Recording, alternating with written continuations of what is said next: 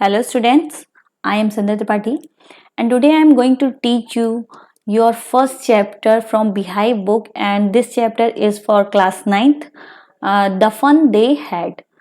और sorry for इस late, ये जो लेट किया है मैंने उसके लिए भी बहुत बहुत माफ़ी चाहती हूँ आप लोगों से। आप लोग काफ़ी दिन से डिमांड कर रहे थे कि ये वीडियो मैं आपके लिए बनाऊं, बट शेड्यूल इतना टाइट था, टफ था कि टाइम नहीं मिल पा रहा था। और अब शेड्यूल से फ्री हुई हूँ तो आपके लिए ये वीडियोस में 9th क्लास के बना रही हूँ। दोनों बुक से, आपके बिहाइव से और मोमेंट बुक से भी आपको मेरे चैनल पे वीडियो मिलते रहेंगे।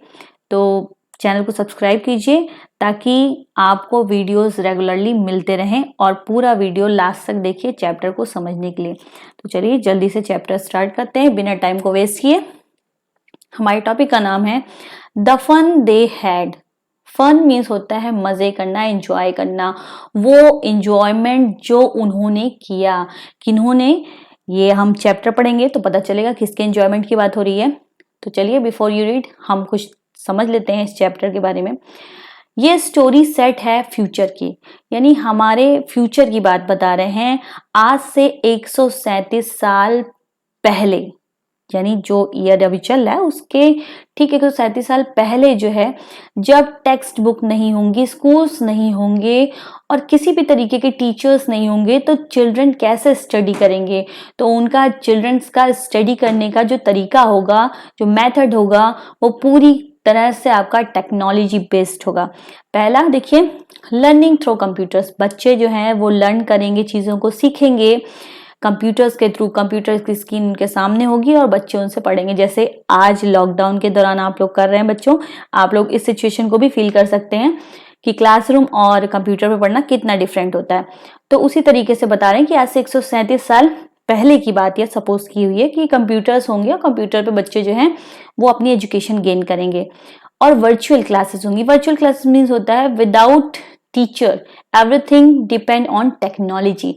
बिना टीचर के सारी चीजें डिपेंड होगी। एजुकेशन डिपेंड ऑन टेक्नोलॉजी, आपकी टेक्नोलॉजी पर डिपेंड हो जाएगी, यानी कंप्यूटर आपका एक टीचर के तौर पे सारी चीजें बच्चों को सिखाएगा, पढ़ाएगा और समझाएगा।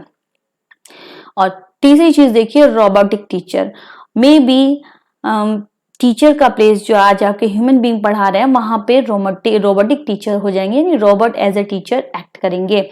इस चैप्टर में पूरी वही डिटेल आपको देखने को मिलेगी। और जो टेक्स्ट होगा, जैसे आप लोग बुक पढ़ते हैं तो बुक में आपकी जो टेक्स्ट होता है, जो राइटिंग मटेरियल होता है, वो हिलते डुलते नहीं, वो स्टिल होते हैं, एक जगह स्थिर होते हैं। पर जो कंप्यूटर स्क्रीन का जो टेक्स्ट होगा वो चेंज होता रहेगा, यानी एक स्लाइड, 2 स्लाइड, पेजेस भी चेंज होते रहेंगे और वर्ड्स भी। तो ये है आपका थोड़ा सा इंट्रोडक्शन जो कि इस चैप्टर का है। चलिए चैप्टर को शुरू करते हैं फर्स्ट पैराग्राफ से। फर्स्ट पैराग्राफ, मार्गी even wrote about it that night in her diary on the page headed 17 May 2157. She wrote, today Tommy found a real book. मतलब मार्गी एक बच्ची है जो कि उसकी डायरी लिखने की आदत है, तो वो डायरी लिख रही होती है रात के दौरान और उस डायरी के पेज पर जो हेडर यानी सबसे ऊपर जहाँ पे डेट होती है वो डेट डालती है 17 मई 2157, यानी 2157। ये उस ईयर का नाम है, 2157, यानी आज से 137 साल पहले की बात हो रही है। वो लिखती है कि आज टॉमी, यानी टॉमी इसका भाई है, उसे प्राप्त हुई एक रियल बुक, एक ओरिजिनल बुक। उन लोगों के लिए ये सरप्राइज था क्योंकि वो सारी चीजें जो है टेक्नोलॉजी के मीडियम से सीखते और समझते थे। It was a very old book. ये बुक बहुत पुरानी थी। मार्गीज ग्रैंडफादर वंस सेड, एक बार मार्गी के ग्रैंडफादर ने कहा था that when he was a little boy, जब वो छोटे बच्चे थे, हिज ग्रैंडफादर, उनके ग्रैंडफादर ने क्या कहा था, देखते हैं नेक्स्ट पेज पे। told him that there was a time when all the stories were printed on paper. उनके ग्रैंडफादर ने कहा था कि एक समय था जब सारी कहानियां, स्टोरीज जो होती थी वो प्रिंट होती थी, छपी होती थी पेपर पे यानी कागज पे। दे टर्न द पेजेस, उसके बाद उन दोनों ने पेजेस को, यानी जो भी किताब उनके पास थी, जो उन्हें मिली थी किताब, उस किताब के पेज को उन्होंने पलटा। Which were yellow and crinkly, जो कि इतनी पुरानी किताब थी कि वो पीली हो गई थी। उसके पेज और क्रिंकली मतलब होते हैं जिसपे बहुत सारे फोल्ड हों, बहुत सारी लाइंस हों, ऐसी किताब हो गई थी। उसके पेजेस ऐसे हो गए थे। And it was awfully funny to read words that stood still instead of moving the way they were supposed to on screen, you no.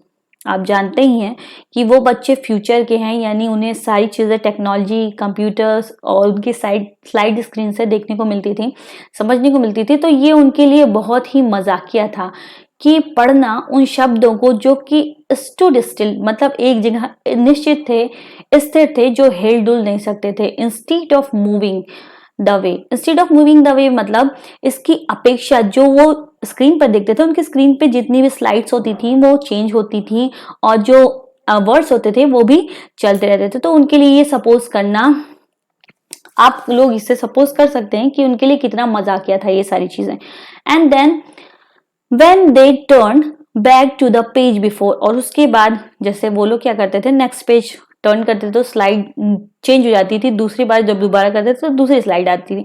पर उनके लिए ये भी एक बहुत ही एक्साइटेड कर देने वाली चीज थी। जब वो लोग पेज पलटते थे तो वापस से जब ये दूसरे पेज पे आते थे तो सेम चीजें उन्हें मिलती थी जो पहले से उस पर प्रिंट होती थी, यानी वो पेज गायब नहीं होता था, ना ही वो वर्ड गायब होते थे, वो अपनी जगह पे एक जगह स्टिल होते थे। It had the same word on it that it had when they read it the first time, और ये वो सेम वर्ड्स होते थे जो कि वो पहले ही पहली बारी में पढ़ चुके होते हैं। वही सेम पेज पे जब वो दोबारा जाते थे तो वो वर्ड वहीं पे रहते थे। तो ये उनके लिए बहुत ही एक्साइटेड कर देने वाली चीज थी। इसके बाद देखिए second paragraph. Gee said Tommy, what waste when you are through with the book, you just throw it away. उसने कहा मार्गी, ये उसने मार्गी जो है एक द शॉर्ट फॉर्म ऑफ मार्गी, मतलब मार्गी को शॉर्ट नेम से बुलाते थे गी कह के। उसने कहा, टॉमी ने कहा कि कितना वेस्ट करते थे टाइम को, और हम लोग भी अपना टाइम वेस्ट कर रहे हैं। जब हम पढ़ लेंगे इस पूरी बुक को तो क्या करेंगे, इसको फेंक देंगे कहीं पे। आई गेस, मैंने ये अंदाजा लगाया, टॉमी ने ये बात कही। Our television screen must have had a million books on it, और इसके अपेक्षा हमारी जो टेलीविजन की स्क्रीन है उस पर ढेर सारी मिलियन की संख्या में हमारे पास बुक रहती हैं। And it is good for plenty more, और हमारे लिए इस बुक से ज्यादा अच्छा है कि हम अपनी मॉनिटर यानी स्क्रीन पर, प्लैनेटी मतलब होता है ढेर सारा कलेक्शन किसी चीज का, बहुत सारी बुक्स का कलेक्शन कर सकते हैं। I would not throw it away, पर मैं इसे नहीं फेंकूंगा। Same with mine said Margie, और मार्गी ने कहा कि बिल्कुल सही है, जैसे तुम्हारे कंप्यूटर पे लॉट्स ऑफ बुक हैं वैसे मेरे भी स्क्रीन पर यानी मेरे कंप्यूटर पे भी लॉट्स ऑफ बुक्स हैं। She was 11 and had not seen as many telebooks as Tommy had. वो इस समय 11 साल की थी और उसने इतनी बुक्स नहीं देखी थी, टेली बुक्स नहीं देखी थी जितना कि टॉमी ने देख रखा था, क्योंकि टॉमी जो था वो 13 साल का बच्चा था। शी सेड, उसने कहा, where did you find it, आखिर तुम्हें ये किताब कहाँ से मिली। इन माई हाउस, उसने कहा मेरे घर से।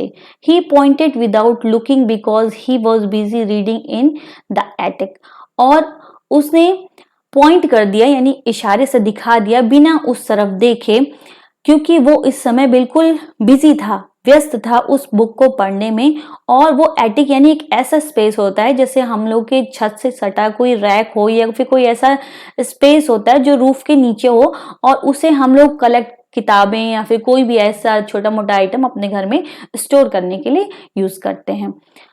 व्हाट इज इट अबाउट, इस बुक में क्या लिखा हुआ है, मार्गी ने पूछा। स्कूल, टॉमी ने आंसर दिया, स्कूल के बारे में है ये बुक। मार्गी वॉज स्कॉर्नफुल, स्कूल, मार्गी ने स्कॉर्नफुल मतलब था घृणा से देखना, बहुत ही वो हिट उससे हुआ उसने जब टाइटल सुना कि स्कूल के बारे में है। What is there to write about school, आखिर क्या लिखा हुआ है इसके अंदर स्कूल के बारे में। आई हेट स्कूल, मुझे स्कूल से बहुत नफरत है, मार्गी ने ये बात कही। मार्गी ऑलवेज हेटेड स्कूल, मार्गी को स्कूल से हमेशा नफरत रहती थी।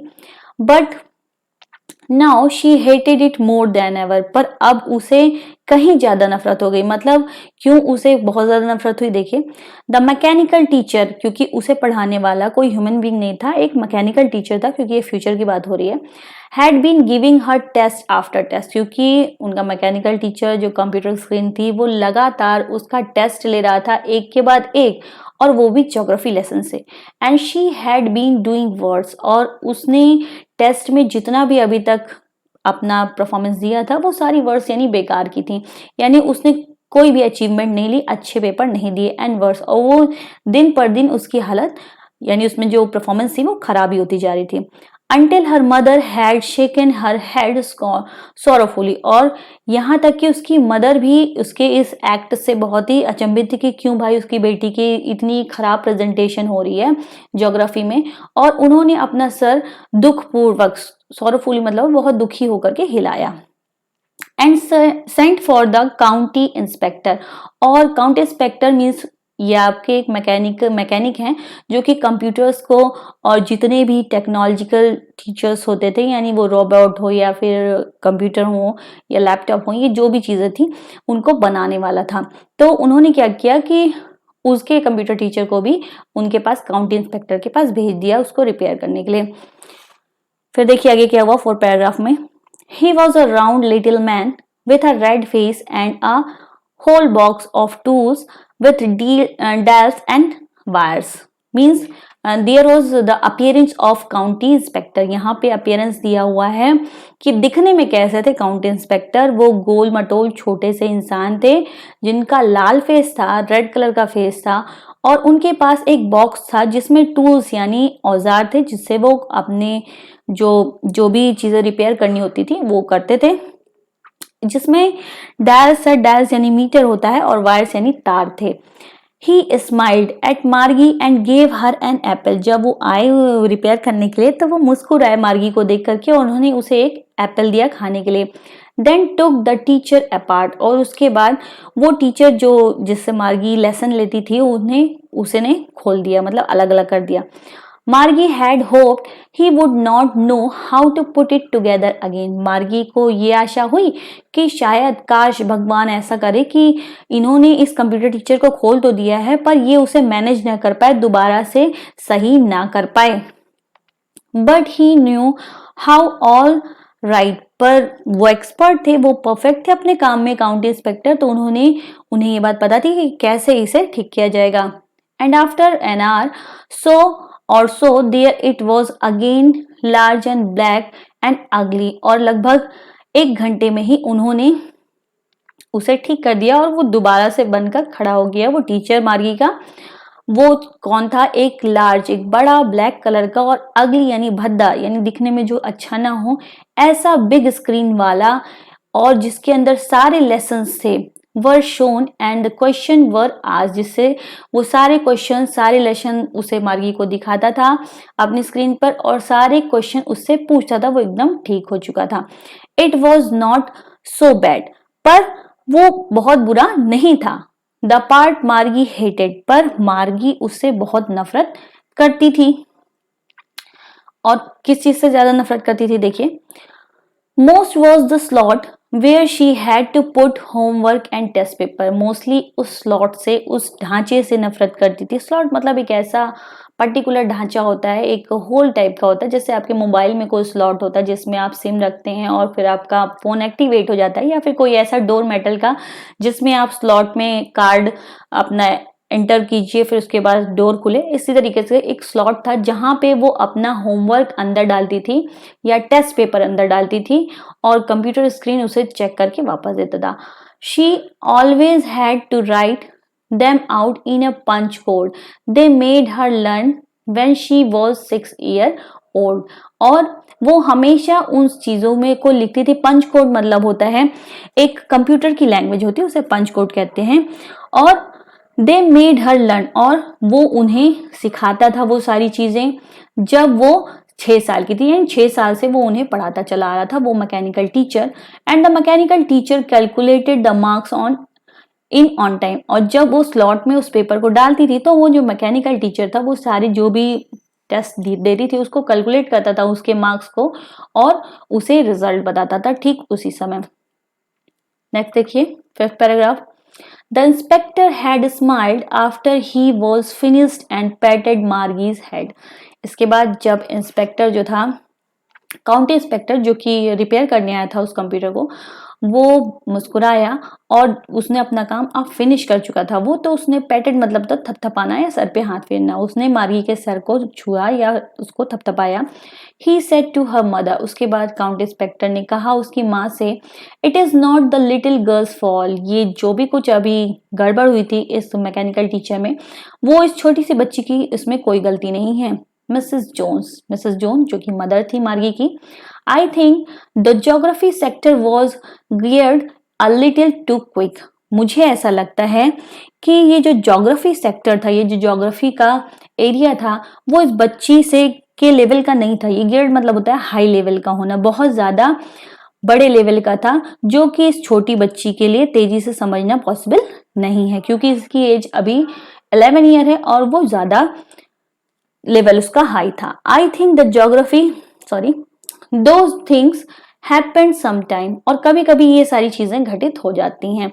आई have slowed it up to an average 10 year level, और अब मैंने इसके लेवल को स्लो मतलब धीमा कर दिया है, लगभग 10 साल के लेवल के बच्चे का कर दिया है। एक्चुअली वास्तव में the overall pattern of her progress is quite satisfactory, अगर देखा जाए तो ये जितनी भी इस बच्ची में प्रोग्रेस हो रही है, इसकी उन्नति हो रही है, वो बिल्कुल सेटिस्फैक्ट्री यानी संतोषजनक है, यानी इसकी एज के अकॉर्डिंग बिल्कुल ये परफेक्ट काम कर रही है। And he patted Margie's head again, और ये कहकर उन्होंने मार्गी के सर को दोबारा से थपथपाया। मार्गी वॉज डिसअपॉइंटेड, मार्गी बहुत ज्यादा डिसअपॉइंटेड हो गई यानी दुखी हो गई। क्यों दुखी हो गई देखते हैं। क्योंकि शी हैड बीन होपिंग, उसे ये आशा थी, they would take the teacher away together, वो अपने साथ उस मैकेनिकल टीचर को लेकर जाएंगे। They had once taken Tommy's teacher away for nearly a month because the history sector had blanked out completely, क्योंकि इसी तरीके से एक बार टॉमी के भी यानी जो उसका भाई था उसके भी मैकेनिकल टीचर में थोड़ी प्रॉब्लम आ गई थी, क्योंकि उसका हिस्ट्री जो सेक्टर था, हिस्ट्री का एरिया, वो पूरी तरीके से खाली हो गया था, खत्म हो गया था, और वो उसे ठीक करने के लिए, रिपेयर करने के लिए 1 महीने के लिए अपने साथ ले गए थे। तो मार्गी को लगा कि शायद वो उसके भी मैकेनिकल टीचर को लेकर के अपने साथ 1 महीने या फिर कुछ दिन के लिए तो लेके जाएंगे ही, बट ऐसा नहीं हुआ, तो इसीलिए वो बहुत ज्यादा डिस्टर्ब हो गई।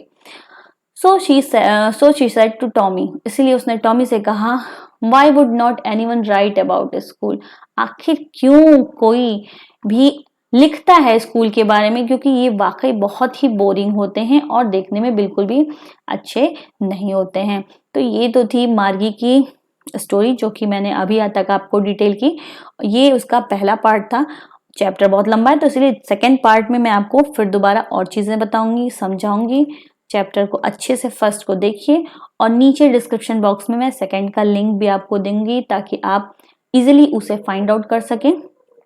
चैनल को लगातार देखते रहिए, और अगर वीडियो आपको पूरी तरीके से इजीली समझ में आ गया हो तो वीडियो को लाइक जरूर कीजिए, सब्सक्राइब कीजिए चैनल को, ताकि आगे जितने भी वीडियो मैं आपको बताऊं, समझाऊं, वो इजीली आपको मिलता रहे। और बेल आइकॉन को प्रेस करना मत भूलिए, ताकि वो आपको नोटिफिकेशन टाइम टू टाइम देता रहे। और कमेंट जरूर कीजिएगा जो भी आपको ना समझ में आया हो और कोई कंफ्यूजन हो। और thanks for watching this video.